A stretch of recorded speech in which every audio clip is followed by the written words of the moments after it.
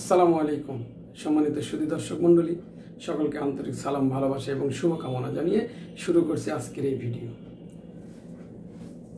আপনাদের সুস্বাস্থ্য এবং দীর্ঘায়ু কামনার মধ্য দিয়ে আমার এই ভিডিওতে আজকে আপনারা জানতে পারবেন বাংলাদেশ সেনাবাহিনীর ক্যান্টনমেন্টে আসলে কতজন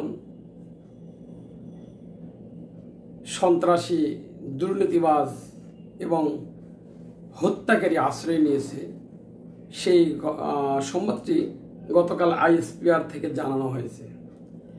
বাংলাদেশ সেনাবাহিনীর যে আন্তঃবাহিনীর আইএসপিআর থেকে যে বিজ্ঞপ্তিতে জানানো হয়েছে, আমি আপনাদের সামনে সেটি তুলে ধরব।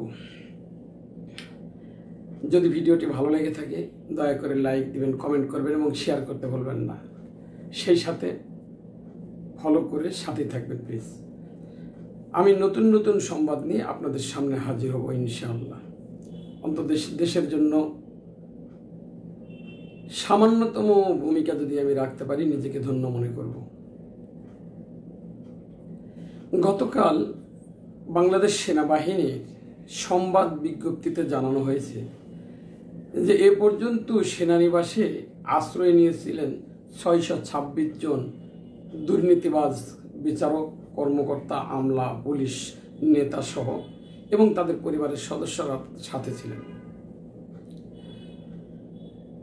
গত 5ই আগস্ট স্বৈরাচারী খুনি শেখ হাসিনার পতনের পরে বাংলাদেশ সেনাবাহিনীর পক্ষ থেকে বলা হয়েছিল যে বাংলাদেশের অনেক নেতাকর্মী এবং দুর্নীতিবাজ অফিসাররা আমাদের সেনা হেফাজতে আছে, যেন তাদের উপরে কোনো অপ্রীতিকর ঘটনা না ঘটে সেই জন্য তাদেরকে সেনা হেফাজতে রাখা হয়েছে।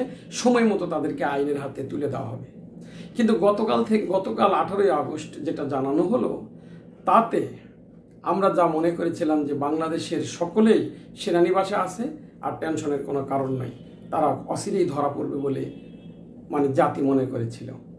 কিন্তু গতকাল সংবাদ বিজ্ঞপ্তিতে যেটা জানানো হলো সেটা হচ্ছে যে বাংলাদেশ সেনাবাহিনীদের কাছে আশ্রয় নিয়েছিল দুর্নীতিবাজ, পুলিশ, আমলা, বিচারক, নেতা এবং প্রশাসন ক্যাডারের অনেক কর্মকর্তা পরিবার সহ আশ্রয় নিয়েছিল প্রাণ বাঁচানোর ভয়ে।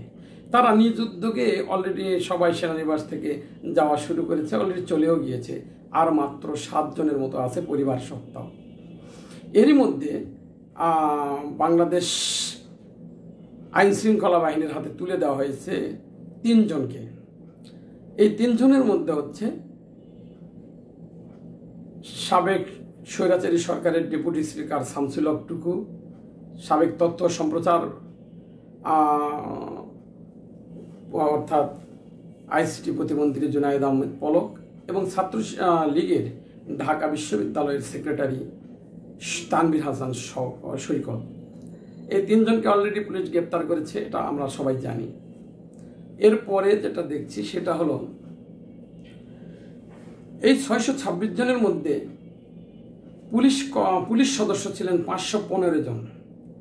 তাদের মধ্যে 75 জন ছিলেন পুলিশের কর্মকর্তা, 24 জন রাজনৈতিক ব্যক্তিত্ব, 19 জন বেসামরিক প্রশাসনের কর্মকর্তা এবং পাবলিক বিশ্ববিদ্যালয়ের কর্মকর্তা সহ 12 জন এবং তাদের পরিবারের সদস্যরাও ছিল। এর মধ্যে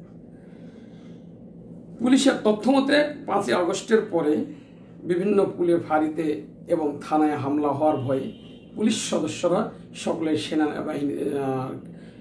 সেনা আশ্রয়ে আবেদন করেছিলেন এবং তাদেরকে আশ্রয় দেওয়া হয়েছিল। এখন আর 7 জন সেনাবাহিনীর হেফাজতে আছে, আর বাকিরা বাংলাদেশ কোথায় কে আছে এই তথ্য আইএসপিআর থেকে জানানো হয়নি। আইএসপিআর থেকে যা জানানো হয়েছে তা হলো আমরা বিভিন্ন সময় তাদেরকে আশ্রয় দিয়েছিলাম এবং তারা অলরেডি তাদের গন্তব্যে যেতে শুরু করেছে। সর্বশেষ যখন যাওয়া শেষ হয়েছে তখনই আমাদেরকে আইএসপিআর ঘটনাটি জানালেন যে আর মাত্র 7 জন আছে পরিবার সহ, আর বাকিরা 2-4 জন গ্রেপ্তার হয়েছে, আর বাকিরা সবাই কোথায় গেছে এটা সেনাবাহিনী জানে না। তার মানে প্রধানমন্ত্রী সহ তার সাথে যারা সফরসঙ্গী তাদেরকে সেনাবাহিনীর হেফাজতে পালিয়ে যাওয়ার পরে হয়তোবা আমাদের আরও কিছু দুর্নীতিবাজ পালিয়ে গেছে। তবে আমরা যেটা আশা করছি, আর পালানোর সুযোগ নাই, কারণ অন্তর্বর্তী সরকারের দায়িত্ব নেওয়ার পরে ইতিমধ্যে ইমিগ্রেশনকে কড়া নজরদারিতে রাখার নির্দেশ দেওয়া হয়েছে। অর্থাৎ বাংলাদেশে এখন যারা আছে তারা কোনোভাবেই দাড়ি রেখে মোচ শেষে কোনোভাবেই আর বাংলাদেশ থেকে পালাতে পারছে না। এটা এক প্রকার নিশ্চিত, কারণ এই তত্ত্বাবধায়ক সরকারের সাথে বৈষম্য বিরোধী ছাত্র আন্দোলনের 2 জন সমন্বয়কারীও অন্তর্বর্তী সরকারের সংযুক্ত আছেন। আর বাইরে সকল সমন্বয়কারীরা ছাত্রদেরকে নিয়ে রাজপথে অবস্থান করছে। সেই হিসেবে আমরা ধরে নিতে পারি ইতিমধ্যে যা গ্রেপ্তার হয়েছে, হয়তো আরও কিছু গ্রেপ্তার হতে পারে। আর যদি কেউ এর আগেই পালিয়ে থাকেন দেশের বাইরে, তাহলে অন্তর্বর্তী সরকার কি উদ্যোগ নেবে সেটা আমরা আস্তে আস্তে জানতে পারবো। তবে আশা করা যাচ্ছে মাননীয় প্রধান উপদেষ্টার আমরা যেটা মনোভাব বুঝছি তাতে কেউ ছাড় পাবে না। আমরা এভাবে আশা করছি যে তাদেরকে অবশ্য ছাড় দেওয়া ঠিক হবে না, কারণ বাংলাদেশে হাজার হাজার ছাত্রদের তাজা রক্তে বাংলাদেশে রঞ্জিত। ছাত্রদের এই রক্তের উপর দাঁড়িয়েই বাংলাদেশ দ্বিতীয়বার স্বাধীনতা অর্জন করে। প্রথমবারের স্বাধীনতার উপরে ভর করে সেটাকে সীমানা হিসেবে ধরে নিয়ে সেই সীমানাতে দাঁড়িয়ে দ্বিতীয় স্বাধীনতা অর্জন করে বাংলাদেশকে দখলে নেওয়া হয়েছে। তাই আমরা আশা করব বিগত স্বৈরাচারী সরকারের কোনো আমলা, মন্ত্রী, এমপি, সচিব, ডিজি সহ কোনো প্রকার অফিসারই এই সরকারে আর কাজ করার সুযোগ পাবেন না, এটা আমরা আশা করছি।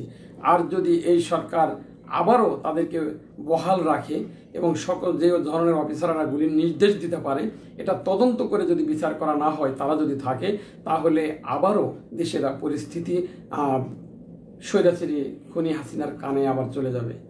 সেই হিসেবে আমরা আশা করব তাদেরকে খুব দ্রুতই তাদের পদ থেকে পদচ্যুত করা হবে এবং শাস্তির আওতায় আনা উচিত।